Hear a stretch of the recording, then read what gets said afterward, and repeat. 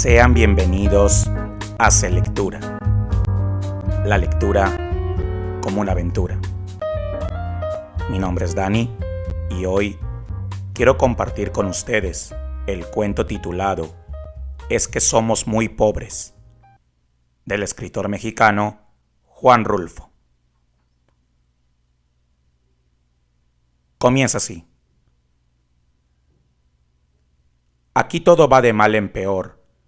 La semana pasada se murió mi tía Jacinta, y el sábado, cuando ya la habíamos enterrado y comenzaba a bajársenos la tristeza, comenzó a llover como nunca. A mi papá eso le dio coraje, porque toda la cosecha de cebada estaba soleándose en el solar, y el aguacero llegó de repente, en grandes olas de agua, sin darnos tiempo ni siquiera a esconder, aunque fuera un manojo.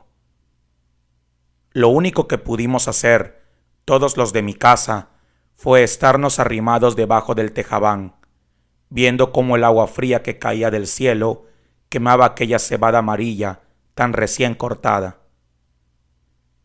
Y apenas ayer, cuando mi hermana Tacha acababa de cumplir 12 años, supimos que la vaca que mi papá le regaló para el día de su santo se la había llevado el río.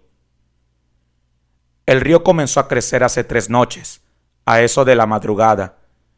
Yo estaba muy dormido, y sin embargo, el estruendo que traía el río al arrastrarse me hizo despertar enseguida y pegar el brinco de la cama con mi cobija en la mano, como si hubiera creído que se estaba derrumbando el techo de mi casa. Pero después me volví a dormir, porque reconocí el sonido del río, y porque ese sonido se fue haciendo igual hasta traerme otra vez el sueño. Cuando me levanté, la mañana estaba llena de nublazones y parecía que había seguido lloviendo sin parar. Se notaba en que el ruido del río era más fuerte y se oía más cerca. Se olía, como se huele una quemazón, el olor a podrido del agua revuelta. A la hora en que me fui a asomar, el río ya había perdido sus orillas. Iba subiendo poco a poco por la calle Real y estaba metiéndose a toda prisa en la casa de esa mujer que le dicen la Tambora. El chapaleo del agua se oía al entrar por el corral y al salir en grandes chorros por la puerta.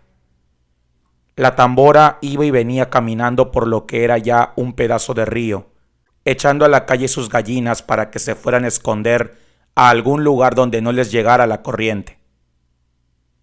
Y por el otro lado, por donde está el recodo, el río se debía de haber llevado, quién sabe desde cuándo, el tamarindo que estaba en el solar de mi tía Jacinta, porque ahora ya no se ve ningún tamarindo. Era el único que había en el pueblo, y por eso nomás la gente se da cuenta de que la creciente esta que vemos es la más grande de todas las que ha bajado el río en muchos años. Mi hermana y yo volvimos a ir por la tarde a mirar aquel amontonadero de agua, que cada vez se hace más espesa y oscura, y que pasa ya muy por encima de donde debe estar el puente. Allí nos estuvimos horas y horas sin cansarnos, viendo la cosa aquella. Después nos subimos por la barranca, porque queríamos oír bien lo que decía la gente, pues abajo, junto al río, hay un gran ruidazal, y solo se ven las bocas de muchos que se abren y se cierran, y como que quieren decir algo, pero no se oye nada. Por eso nos subimos por la barranca, donde también hay gente mirando el río y contando los perjuicios que ha hecho. Allí fue donde supimos que el río se había llevado a la Serpentina, la vaca esa que era de mi hermana Tacha, porque mi papá se la regaló para el día de su cumpleaños, y que tenía una oreja blanca y otra colorada y muy bonitos ojos. No acabo de saber por qué se le ocurriría a la Serpentina pasar el río este, cuando sabía que no era el mismo río que ella conocía de a diario. La Serpentina nunca fue tan atarantada. Lo más seguro es que ha de haber venido dormida para dejarse matar así nomás por nomás.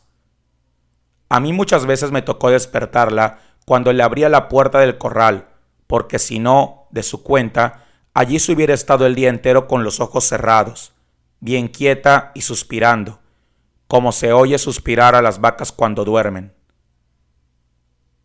Y aquí ha de haber sucedido eso de que se durmió.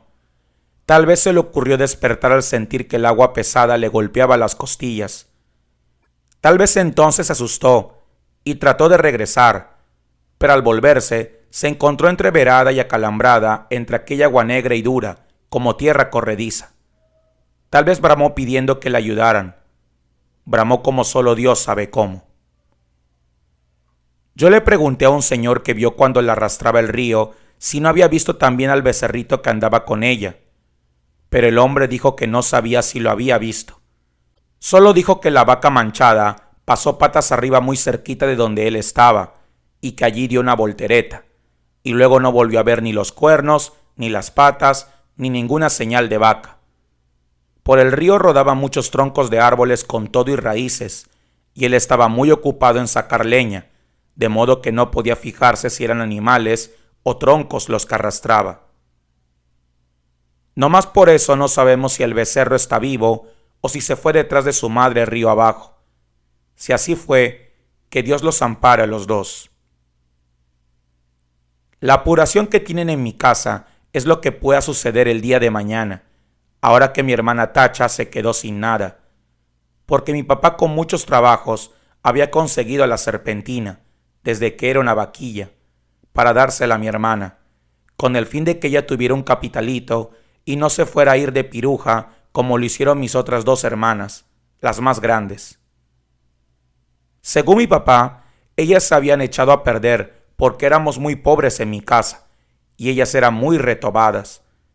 Desde chiquillas ya eran rezongonas, y tan luego que crecieron, les dio por andar con hombres de lo peor, que les enseñaron cosas malas. Ellas aprendieron pronto y entendían muy bien los chiflidos, cuando las llamaban a altas horas de la noche. Después salían hasta de día. Iban cada rato por agua al río y a veces, cuando uno menos se lo esperaba, allí estaban en el corral, revolcándose en el suelo, todas encueradas y cada una con un hombre trepado encima. Entonces mi papá las corrió a las dos. Primero les aguantó todo lo que pudo, pero más tarde ya no pudo aguantarlas más y les dio carrera para la calle. Ellas se fueron para Yutla o no sé para dónde, pero andan de pirujas. Por eso le entra la mortificación a mi papá, ahora por la Tacha, que no quiere que vaya a resultar como sus otras dos hermanas, al sentir que se quedó muy pobre viendo la falta de su vaca, viendo que ya no va a tener con qué entretenerse mientras le da por crecer y pueda casarse con un hombre bueno, que la pueda querer para siempre. Y eso ahora va a estar difícil. Con la vaca era distinto, pues no hubiera faltado quien se hiciera el ánimo de casarse con ella, solo por llevarse también aquella vaca tan bonita. La única esperanza que nos queda es que el becerro esté todavía vivo. Ojalá no se le haya ocurrido pasar el río detrás de su madre, porque si así fue, mi hermana Tacha está tantito así de retirado de hacerse piruja, y mamá no quiere. Mi mamá no sabe por qué Dios la ha castigado tanto al darle unas hijas de ese modo, cuando en su familia, desde su abuela para acá, nunca ha habido gente mala. Todos fueron criados en el temor de Dios, y eran muy obedientes, y no le cometían irreverencias a nadie. Todos fueron por el estilo. ¿Quién sabe de dónde les vendría a ese par de hijas suyas aquel mal ejemplo? Ella no se acuerda. Le da vueltas a todos sus recuerdos y no ve claro dónde estuvo su mal o el pecado de nacerle una hija tras otra con la misma mala costumbre. No se acuerda. Y cada vez que piensa en ellas, llora y dice que Dios las ampare a las dos. Pero mi papá alega que aquello ya no tiene remedio. La peligrosa es la que queda aquí, la Tacha, que como palo de ocote crece y crece, y que ya tiene unos comienzos de senos que prometen ser como los de sus hermanas, puntiagudos y altos, y medio alborotados para llamar la atención. Sí, dice, le llenará los ojos a cualquiera donde quiera que la vean, y acabará mal, como que estoy viendo que acabará mal. Esa es la mortificación de mi papá. Y Tacha llora al sentir que su vaca no volverá porque se la ha matado el río, Está aquí a mi lado, con su vestido color de rosa, mirando el río desde la barranca y sin dejar de llorar. Por su cara corren chorretes de agua sucia, como si el río se hubiera metido dentro de ella. Yo la abrazo, tratando de consolarla, pero ella no entiende. Llora con más ganas. De su boca sale un ruido semejante al que se arrastra por las orillas del río, que la hace temblar y sacudirse todita, y mientras la creciente sigue subiendo. El sabor a podrido que viene de allá salpica la cara mojada de Tacha, y los dos pechitos de ella se mueven de arriba abajo, sin parar, como si de repente comenzaran a hincharse para empezar a trabajar por su perdición.